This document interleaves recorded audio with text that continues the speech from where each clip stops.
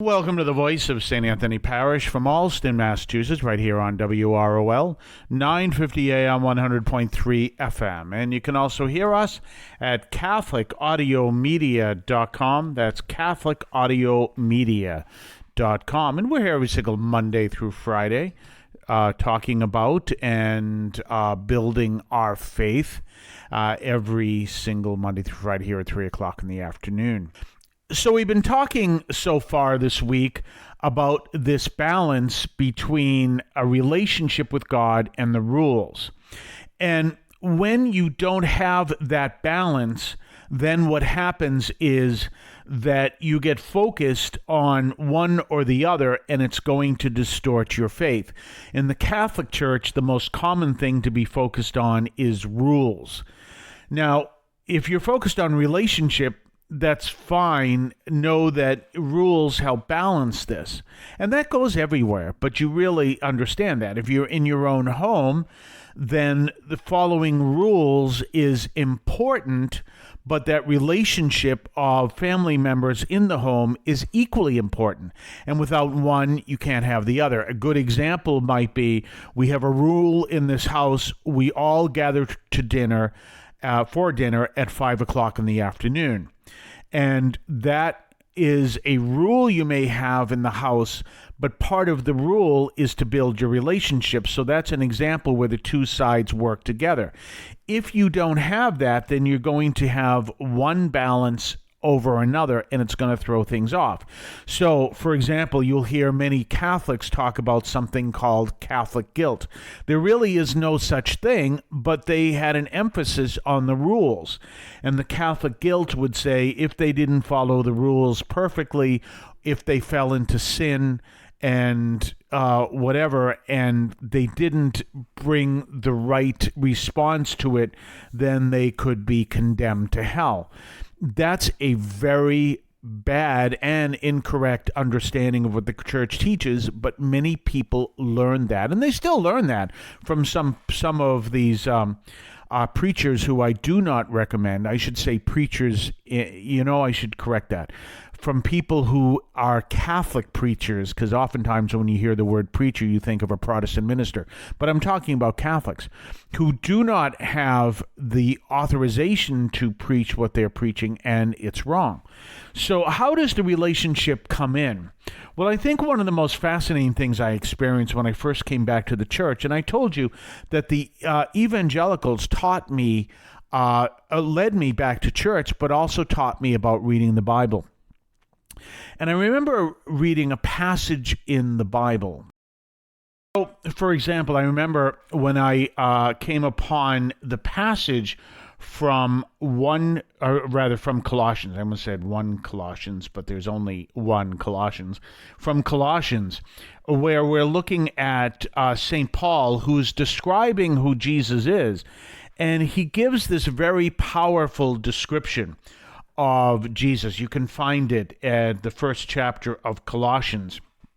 And I remember the first time I read that, it was almost like discovering that this really good friend of mine was also, we'll say, I was in the military, I was in the Navy at the time, was also, by the way, the chief of naval operations, we'll say. So he wasn't, obviously, but you can see that radical difference. So it's like I knew through my relationship with Christ who Christ is to me and to the church, but then you were to see him in his uniform if he was kind of, as basically as this description almost gives you. And now you see him from a different light, but it's the same Christ. And you realize that you are friends, or I did then. I realized I am friends with that great, powerful figure. Do you understand that? And when you recognize that, now you understand that balance of the rules and the relationship, that you have this relationship, you understand who it is with whom you have the relationship, but you understand that you have this deep friendship without disparaging who he truly is. Do you see that? And those two realities work together. It's kind of like in my first parish, one of the parishioners was the commandant, I don't know, commandant of the base, I guess you would. I was in the Navy, these are Marines. Commandant of the Marine Corps Recruit Depot, which is right across that parish. Point Loma, it's St. Charles Borromeo Parish in Point Loma, California. So it was literally right across the street from that parish, and we always knew him as, I forget his first name at the time, and, friendly guy and stuff. But there was the one day he showed up at Mass, it was for Thanksgiving, in his full uniform as a general in the Marine Corps, and it was the first time I ever saw him as this other aspect of who he truly is. And it brought me to this exact same idea of when I first encountered that passage. We're going to talk more on the other side of the break. We'll be right back right after this. Are you looking for guidance on how to live a purposeful and transformed life? Look no further than Romans 12, a chapter in the New Testament that offers practical wisdom for believers. Romans 12 begins with a powerful call to offer our bodies as living sacrifices to God, urging us to renew our minds and align them with His will. This chapter highlights the importance of humility, using our gifts for the benefit of others, and exercising genuine love. It teaches us to be diligent in serving the Lord, rejoicing in hope, persevering in tribulation, and being devoted to prayer. But it doesn't stop there. Romans 12 also teaches us to live in harmony with others, extending kindness and hospitality even to our enemies. It urges us to overcome evil with good and leave vengeance to God. So if you're seeking guidance on how to live a life of love, humility, and service, dive into Romans 12. Let its practical wisdom transform your life. Romans 12, a chapter that offers a roadmap to living a purposeful and transformed Christian life. Available now in the New Testament. Get your copy today. We're back, and we're talking about this powerful relationship we have with Christ, and then recognizing who He is and putting those two things together.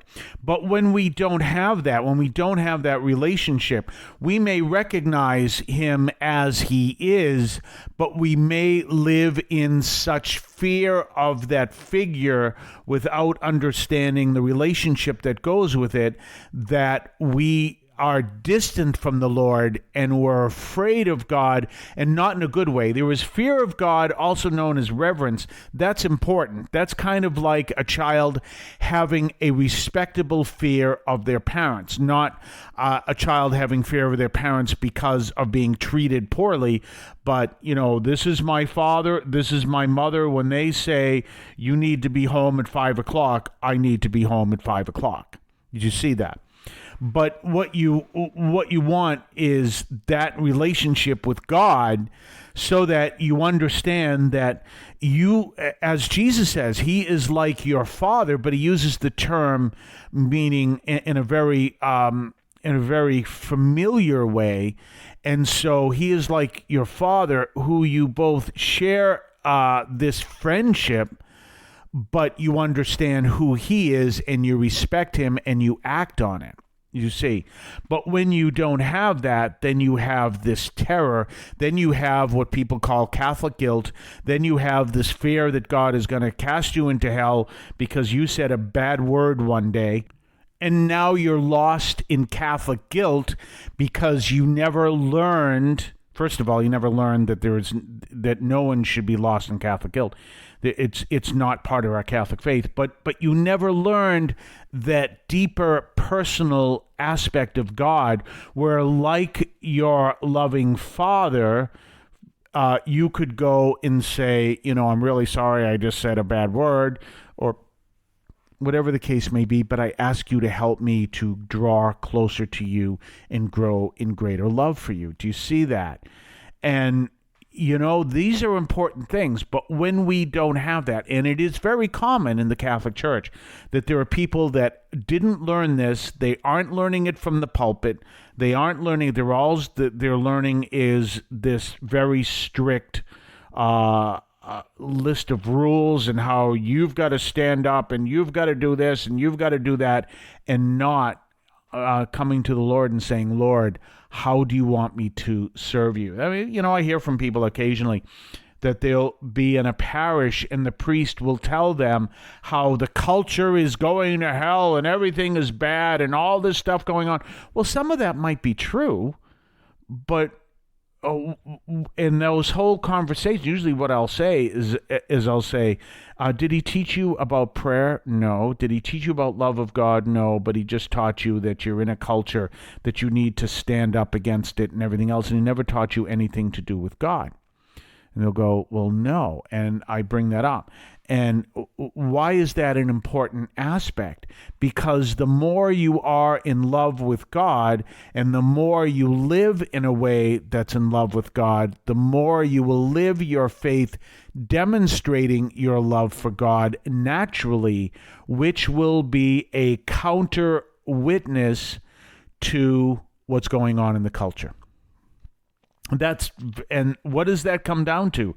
Relationship with God, relationship with others. But if all you're learning from the pulpit is, this is sin, and we've got to stop sin, and you're not learning anything about basically why we want to turn from sin, the door that opens up where we come closer to the Lord, this wonderful person we have encountered who we later find out, just like what I told you about that first chapter of Colossians, is this great powerful authority, but we always knew him first as this great friend. This is a reality that when we understand that, we see things differently and in balance. We'll talk more tomorrow. Have yourself a blessed day. I want to call your attention to Catholic TV, which offers great faith-filled, family-friendly programming 24 hours a day. You can find your cable channel at www.getcatholictv.com, and you can watch online on the free apps or check out the YouTube channel. Daily Mass, Rosaries, the Divine Mercy Chaplet, and the Our Lady of Perpetual Help Novena are all available online and on demand. Check out CatholicTV.com. If you're searching for a meaningful spiritual experience, look no further than St. Anthony's Parish in Allston, Massachusetts. Join us at 43 Holton Street in between Soldiers Field Road and the Mass Pike. Immerse yourself in the complete St. Anthony's Parish encounter through our 10 o'clock a.m. chanted Mass. Whether you're a Catholic seeking a parish to call home or someone looking for spiritual guidance, our welcoming community is here for you. Visit our website at www.stanthonyalston.org for more information. St. Anthony's Parish, where faith finds a home.